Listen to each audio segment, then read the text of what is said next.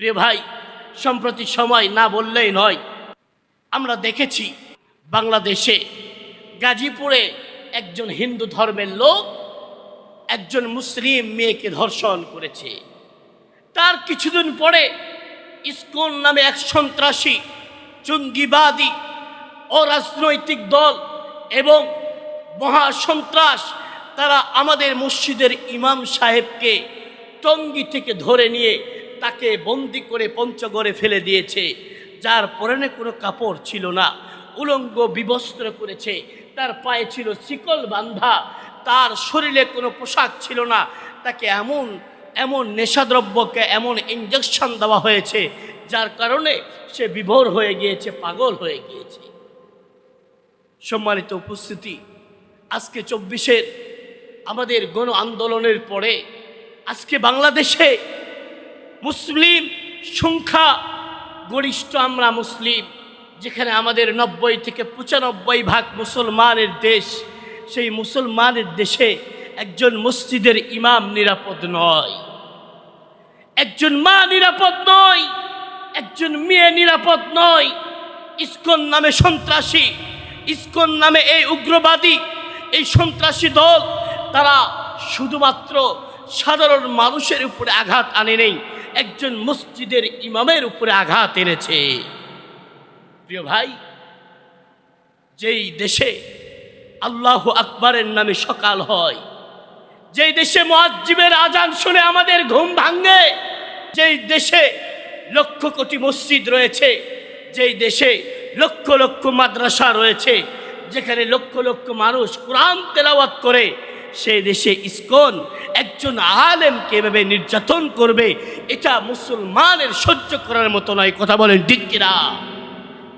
প্রিয় ভাই, আমরা বসে আছি, তারা বসে নেই, আমরা বসে আছি, তারা বসে নেই। তারা চিন্তা করছে আজকে নয়, কালকে নয়, এভাবে এমন একটি সময় আসবে সাধারণ মুসলমানদেরকে ধরবে এবং ইসকনেরা ধরে ধরে তাদেরকে অমুসলিম আর কাফের বানানোর প্রচেষ্টা চালাচ্ছে। এই জন্য আমাদেরকে সাবধান থাকতে হবে ইসকন থেকে।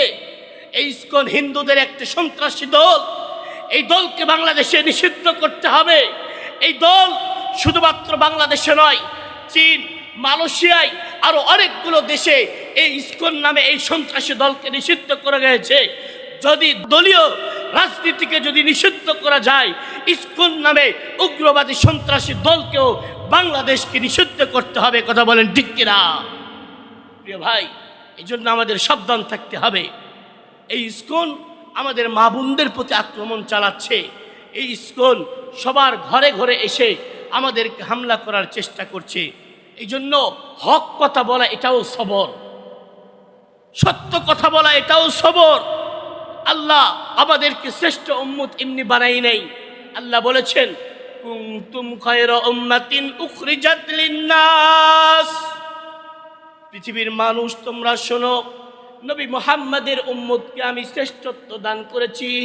খায়রা উম্মাতিন উখরিজাত লিন্নাস, কারণ হলো দুইটা, শ্রেষ্ঠত্ব দেওয়ার কারণ হলো দুইটা। তা'মুরুনা বিল মারুফ, তারা সৎ কাজের আদেশ করবে, ওয়া তানহাউনা আনিল মুনকার, আর অসৎ কাজ থেকে মানুষকে বিরত রাখবে। আমাদের শ্রেষ্ঠত্বর কারণই তো দুইটা।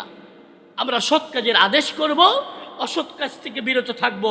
যতক্ষণ পর্যন্ত আমরা সৎ কাজের আদেশ করব, অসৎ কাজ থেকে বিরত রাখবো, ততক্ষণ আমরা শ্রেষ্ঠ উম্মতের পরিচয় দিতে পারবো।